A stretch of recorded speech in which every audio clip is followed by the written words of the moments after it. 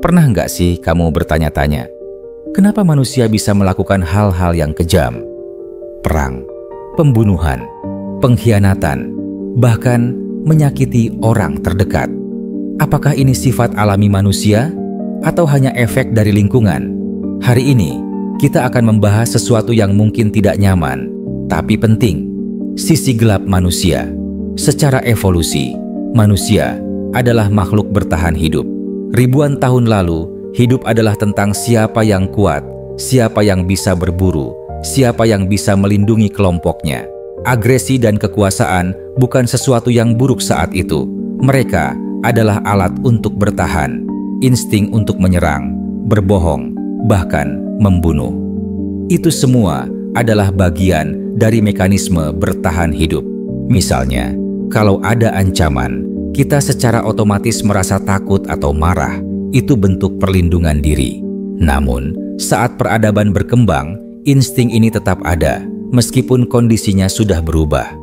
Kita tidak hidup di hutan lagi, tapi pertarungan tetap ada. Di tempat kerja, di media sosial, bahkan di dalam rumah kita sendiri. Dalam psikologi, dikenal istilah The Dark Triad, 3 sifat kepribadian gelap, narsisme, Machiavellianisme, dan psikopati. Orang yang narsis cenderung merasa dirinya paling penting. Machiavellian adalah orang yang manipulatif dan suka memanfaatkan orang lain demi tujuan pribadi. Sementara psikopat biasanya dingin, tidak punya empati, dan bisa menyakiti orang lain tanpa rasa bersalah. Tapi, kita semua, secara sadar atau tidak, punya sedikit dari ketiganya.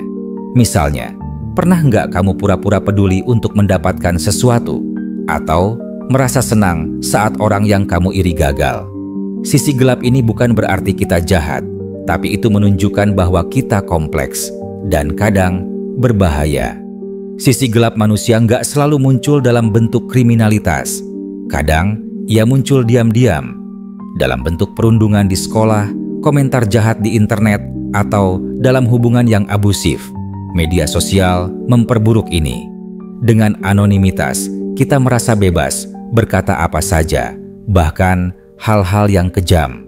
Fenomena seperti cancel culture atau schadenfreude, perasaan senang saat orang lain menderita, adalah contoh nyata bagaimana kita bisa menjadi kejam tanpa merasa bersalah. Kadang, kita bahkan tidak sadar bahwa kita sedang menyakiti orang lain. Dan itu yang menakutkan. Sisi gelap ini bisa muncul tanpa kita sadari. Sisi gelap manusia bukan sesuatu yang harus ditakuti, tapi harus dikenali. Kita semua punya potensi untuk baik dan juga buruk. Tapi, pilihan ada di tangan kita.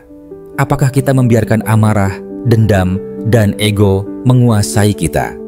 Atau kita belajar mengendalikannya dan memilih untuk menjadi manusia yang lebih baik? Seperti kata filsuf Carl Jung, siapapun yang melihat keluar, bermimpi.